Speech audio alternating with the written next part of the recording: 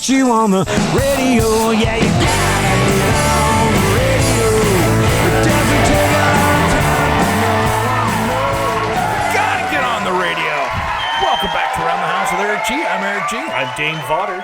All right, we're having a good time in the studio today. Thanks for joining us on this Saturday podcast special. This is, well, quite frankly, hopefully one of the last one of these we have to do because we've got brand new content coming up every Saturday. And at, today at 1:59, you'll want to check out Facebook for more information. Big news. Big announcement, big news. It's kind of the reveal a little bit of our remodeling we've been doing over the last 3 weeks. Of what we've been teasing both on the show and on Facebook, and we're going to kind of come clean with what we've been talking about. Oh, yeah. You know, it's funny, and I'll leave it at this. When one opportunity kind of closes down, another greater one opens up. That's what happens. So we'll talk about that later today. So stay tuned to that. Welcome, everybody. Thanks for joining us on Around the House with Eric G. This is where we talk home improvement every Saturday and maybe even every Wednesday on a little bit of the midweek special. But thanks for joining us today. This is our 31st birthday. Oh, wow. Yeah. Way to just surprise me with that one. I had no idea. I know. I dropped that one on you. So this is our 31st birthday week of Around the House with Eric G. Now, it hasn't been Eric G for the entire time. But, you know, there was Bob before me. And there were two other hosts before that. So every one of them did their stint. And now we've got the torch and we're running with it. And we got a good gallop going on right now. We are running. Yes. So there's some exciting stuff coming ahead. And over the next few weeks, we'll be talking about a lot of that. So new exciting partnerships. Anyway, great news. So more importantly, we're not going anywhere. So stay tuned for that. So, yeah, it's our 31st birthday. So, we should have a birthday party here. I'll toast to that. Yeah, we'll toast to that. I love it. All right. Well, it's that time of year, springtime. And, I mean, it's beautiful one minute here in Portland. The next, we got downpours. Today's a good example of that. But here's one thing that I noticed just around my yard when I was out doing stuff. And this week I was playing with my new Greenworks power tools. Those are the battery-operated ones, right? Yeah. So you can get them at Lowe's or other Greenworks certified dealers out there. I really liked it. I had a lot of fun this last week. I was out working around, and we had to do some shooting for some video stuff, which you got to see some of the early stuff. We're having some fun with that. But the cool thing with it is I actually mowed my lawn with a battery-powered lawnmower for the first time. And I don't have a huge lawn in the front and back, but I got enough. And I was surprised. It mowed it really well. I had high, fairly wet grass because I gave it 8 or 9 days before I'd mowed it from the last time it was mowed. Mm-hmm. It only used about 25% of the battery, so it could have gone a lot longer without having to grab another battery or recharge it. So anyone who has a larger lawn that may have shied away from the battery-powered tools, this is something you might want to look at now. Yeah, I mean, if you have a solid lawn that's about a quarter acre, I think this would be pretty close to handling it pretty well and still have a little battery left. But the cool thing is if you tool up with other tools, you get more batteries, or you can buy another one of the heavy duty batteries that goes in the lawnmower. And when it doesn't take that long to charge it, you can actually work with that. So I was impressed with it. So how long does it take to charge a full battery? Hour and a half, depending on which battery you're using. No different than a cell phone. Yeah. So it's like charging your cell phone back up again. So I was impressed with it. I thought it was really cool, and I had I got to play with the lawnmower, string trimmer, backpack, leaf blower, and with the hedge trimmer. Okay. So anyone that you liked, personally liked more than the other? They all do different things, so it's hard to do that. But I think the lawnmower to me was the most impressive. It worked really well. I'd have no problem buying that and spending the money on that lawnmower. I thought it was a great value. One of the things that was cool about it is it's quiet. All you hear is the blade moving, which there's no engine. Didn't have to go up and get gas. As long as it's plugged in, your charger's plugged in, you got a thing charged up, you're good to go. And the other thing is, too, is that you can drive it around with the self-propelled part of it without the blade turning. Oh. Because the motor doesn't have to be turning. So you can use the motor to run it around, which is cool at my house because to go into the backyard, you're either going across river rock or you're going through bark. Either way, if the blade's spinning, That sucks. Yeah, and you don't want to spit that out everywhere. Nah, it's just going to go everywhere. So that's a hot mess. But thanks for Greenworks on that. You're going to hear in the next 6 weeks, we're going to talk a lot more about Greenworks. But I just kind of wanted to give an introduction to those guys. So I've got kind of a plan for some reveals. We've got 4 videos that we did that Sparks and I did with my crack video team. Kind of fun. Quality things. Yeah, we're having some fun. So stay tuned for that coming up. That will start next weekend.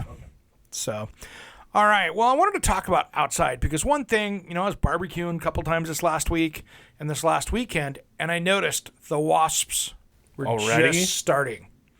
I'm like, I was going to saying spoil bad your things. summer if you let those stick around. See, that's the problem. And if you let them start going, building a nest, so what did I do? I stopped and went and got my trap out and cleaned it up. I'm like, I'm stopping everything right now. I got a hanger outside that was an old plant hanger from, previous people that lived here. It's perfect place to hang that where it is. And so I went, got it cleaned up, reloaded it because I'd already bought last fall the reload kit for it. Okay, so you were ready. I was ready for it. All ready to go. Got it loaded up on there and it's hanging out there now. I've already got a couple in it already.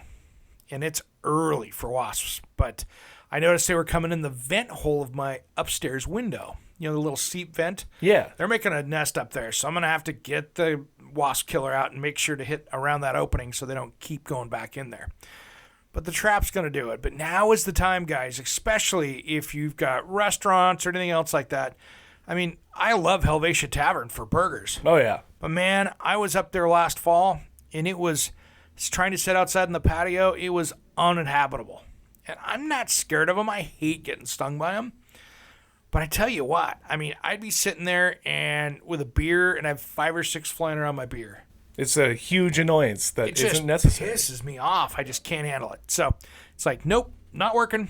So it's good to get them under control now. So that way when they're not bigger later. If you do it now, you can change reload the traps a couple times and you'll keep them away. And what I like about these traps is they're not going after the bees. I got no problem with the bees. The bees serve a purpose. They do. The wasps and hornets and yellow jackets, you can get out. Yes. You're not invited to this party. And this food is not for you. Yep. You have been 86th. So anyway, that's a good one. Now, here's another thing. When I lived in Lake Oswego, I had a canal that went down the back of my house. Mm-hmm. And it was the canal that filled the lake. That was the one that they used from the overflow from the Tualatin River. So I lived right along there. Problem is the mosquitoes were so big back there, they'd carry you off. You could go outside for 10 minutes on your deck and get butchered. And I wasn't going to go out and spend $500 or $600 on one of those machines that zaps them, the propane zappers or whatever. That's a lot of work. And so what I did is I got those little discs. They look like rice patties, like the little sandwich rice patties you get. So you take those and throw them out into the body of water. They're not chemicals, but what they do is they have something that keeps the eggs of the mosquitoes from hatching. Okay. So it's got an enzyme in it, and they float out there and keep it. So I'd get a couple containers of these things, and every month or so, because there's always a little bit of water moving out there, I'd huck these things out into the canal. And, always check your local codes, make sure everything's good out there. Just make sure what you're doing with this. But this stuff's non-toxic. But you'd throw it out there, and man, I could tell within a week the mosquito count would be seriously down. Now, the cool part was when we were out having the fire pit out back, I could watch the bats fly overhead. There you go. Because the bats knew that was a good feeding ground well. And I'm not trying to take the whole thing out. I'm just trying to make sure that in my backyard, for within a couple hundred yards, I don't have any mosquitoes. So downstream, I don't care. So I would throw them so they would get up in the water, but I'd kind of skip them across the water a little bit so I could get them up by the bank. I didn't want them floating down. I'm not trying to help you the don't neighbor. want to lose it. Yeah, I don't want to lose it. So I'd try to get them so they're hung up into that. The other thing you could do, too, is put a piece of string on it. Yeah. A little light piece of string, run it through it, tie it off, and then throw it out there so it only goes 20 or 30 feet in one direction, and it sits there and floats. And stays in your area so that you're actually... I'd actually use fishing line, to do that just because you know what it is. And then if you got it tied off to a tree or something like that, you can actually keep it there, and then when it's done, you can pull it back out. And replace it that way. Replace it, and that way you're not getting anything. Because I'd worry about the string. Actually, now that I think about it, if you did that, it would probably weigh down enough that it might not float and do the thing it's supposed to do. Oh, yeah. A little bit of weight there when it gets wet. But that's one of those good things you can do for getting those mosquitoes under control. I always hate, when I'm out camping, of course, I load up with all the mosquito repellent, but that stuff's not really good for you either. No. So they love me. They do. They love me too, man. They just tear me up. So, hey, I wanted to give this number out. We got a really special show next week ahead, but give us a call in the studio. So I want to record some calls for next week's show. How do you do that? 503-521-7072. That's 503-521-7072. Call in, leave a message. I'm going to personally call you back and record you. Now, I didn't do very well getting back to a couple people this week. Okay. So I'll give you guys a call here. If you left a message, thank you. But we'll get you, and we'll get you on the show next week. So next week is the start of a new generation. We'll leave it at that. Yeah, well, won't delve in. If you want to know more, listen at 159 in the or actually not listen, but go to the Facebook page 159. You'll see what we're talking about. Yep. And today, just so you know, today is Saturday. If you're listening to this on the day this came out. We got multiple things going on. We got a ton of media going on right here. So today you have this podcast, hour 1, hour 2, and we're just kind of formatting it like the regular show, so it's not a full hour. Second of all, we've got on KXL on the Radio Northwest Network, we've got a best of show. It's with Robin Daly. Okay, so it's Robin Daly getting a best of show. That's awesome. She's getting a little more air on paint. So I think that's her third airing of that one, isn't it? No, this is only the second airing of this Robin Daly. Okay, good. So I couldn't remember how many times that's been out there. Last year we did use her as a best of as well. So yeah, that's Robin. She's family. She's always good. Always good. So we've got that going on. Now today I'm in Tri-Cities, going to be doing a home show. Not a home show, but a show from your hometown. Yeah. So I was born and raised in the Tri-Cities. So now that I knew that we had a best of show going on the Radio Northwest Network out to all the stations, I get to go do a homecoming show that's just for the Tri-Cities. So if you want to listen to that today, go over to look for KONA AM 610. Google them up. They're Kona News Radio. And if you go over there, listen live from noon to 2 Pacific. The usual time. Usual time of the show. You're going to listen to a specific live show. And if you want to call in, give it a call. So we'll be giving those numbers out. So tune in at noon over there for the live show, which will be over on KONA. I'm trying to do that specific for the area because, I talk about things we have so many different climates and homes and things. So I'm diving into that kind of desert of the mid-Columbia over there and specific stuff that we're diving into over there. So be over doing that. It's going to be a lot of fun. We more often than not, we have to try and be a little bit more generic when we're talking about how to handle certain things because weather might be different where you're living. But if you want to hear something that's really directed and really kind of for a specific audience, and just because that's a different radio show, it really is. It is because you think about it here in the Portland metro area where we're at. Gutters are on almost every house. Yep. Over there, gutters are on 10% of the houses. Over here, we've only got air conditioning in probably 55, 60% of the homes now. If that, maybe less. It could be 45 or 50. Over there, about 90, 95%. Unless you like that 115-degree heat. I don't know anyone that does. No. So that's the difference. Over there, they've got different weather than over here. So we're just going to have some fun with that. That's kind of only one of those things that we're going to really spend some time on. And I'll be over there with Rob. He's really cool. He's their program director and on-air talent over there as well. So he'll be helping out. So we're going to have a good show today. Nice. Looking forward to it.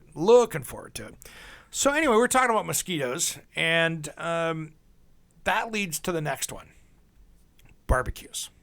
Well, yeah, they kind of go hand in hand, unfortunately. Yeah, if I want to be barbecuing out there. So here's the thing. I've seen so many disasters with barbecues out there. First off, it's a great time to spend some time cleaning it out. Get it dialed in. You can go to the home improvement store and buy barbecue cleaner. You can make your own with Simple Green or anything to get it cleaned up, but spend some time depending on the style of barbecue. Now, if you've got one of the green egg style ceramic ones, you're going to clean that completely different than you are your metal Weber that you need to get the grease off of. Your charcoal or something like that. Yeah, or even one of your propane. So follow the directions of the manufacturer that you have. But more importantly, you don't want to lose the season off the grates or the cast iron griddle part of it. But man, you got to get that grease and dirt cleaned out of there. And if you've got maybe it's a good time to buy new rocks that you put in the bottom, the stones that you put in if you've got a gas grill. So all those things right there are good for that. So first thing, and I did a Morgan segment on this a couple years ago, maybe 3 years ago, but it's one of those things that if you sit there, spend the time to clean it out, man, it goes so much better. You get less grease flare-ups. And, it's funny. I've seen people make so many barbecue disasters, and if JT was in here right now, he'd be laughing. But I can't tell you how many people that, I did these bacon rack smokies I'm going to put on the grill. And I'm like, oh, God. That fat's going to drip down, and you got the towering inferno going. You're going to burn your house down if you're not careful. Yep. So be careful with that. I want to talk more barbecue here when we get back. I want to go out to a quick break here.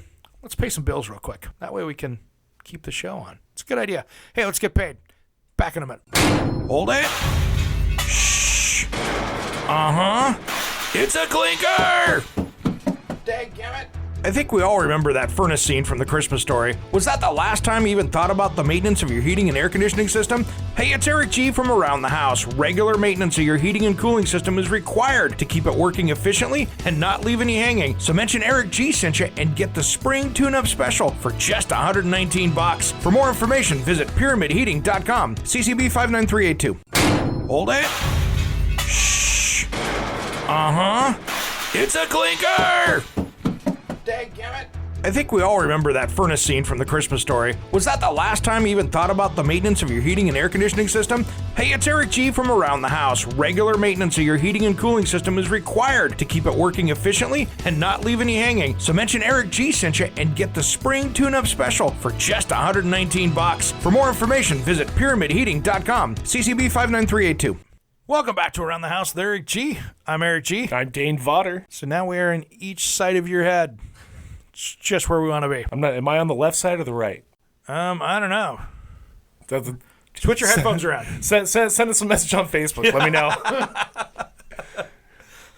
Try something new. Yeah, we're having a good time in here. This is what we do on a Saturday.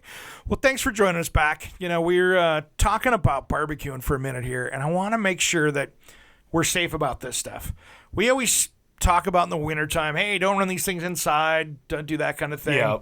But I tell you what, it's one of those things that if you keep it clean and just a little bit of maintenance goes so long on a barbecue. If you're going to the home, I'll be honest, if you're going to the home centers and you're buying a propane barbecue or whatever, those have a 2 to 4 year lifespan probably because they're made out of sheet metal, they're low quality. And man, once those things start rusting through, you got a fireball in your hands if you're not careful, especially a propane one, because I've had propane ones that I've dodged the bullet on that I tried to get that extra year out of. Oh dear Lord, that's a mistake. You could burn that whole deck down. I saw one of my old roommates actually had a barbecue where the entire bottom fell out of it. I've had that, and I still tried to use it. Ooh. Burners were still there, but the problem was all your burning stuff would drop Everything down. that's falling through is just falling to the ground. Yeah. And if Not that's on your safe. wooden deck, bad idea. Bad idea. Bad idea. So don't be doing that, guys. But anyway, a little bit of cleaning goes a long way. Plus, it's going to, make your food good if you've got some really nasty grease in there. And I've seen some horrific barbecues. So spend some time, clean it up. Don't clean it up on your deck. If you're worried about, take it over on the side. You can put down a piece of plastic or a tarp or something down there. Get it cleaned off, and then you can get that. I'll be honest, I'd go get some clear plastic that's throwaway. Just Get that it way all you can cleaned pick up it on up, that. grab it, Yep. throw it away, Throw it and be away. done with it. Just call it a day. Because if you do it on the deck, you're going to get all that grease all over the place. And if you do it out in the grass, it's going to break down, but it's animal grease. It's not like it's motor oil, but just be a little careful. You're going to mess up the area. So be careful with what you're doing. You'll be in more trouble if you go carry it back through the house after you're done. Also, because it's all in your shoes. And don't put it down the drainage or what. Don't just let it go. Don't do it. Don't do it. That's the bad part, taking parts in, running through the dishwasher. Sometimes you can get away with it, but sometimes you're going to make a heck of a mess out of things and do a lot more damage to more expensive equipment. So let's be a little safe about that.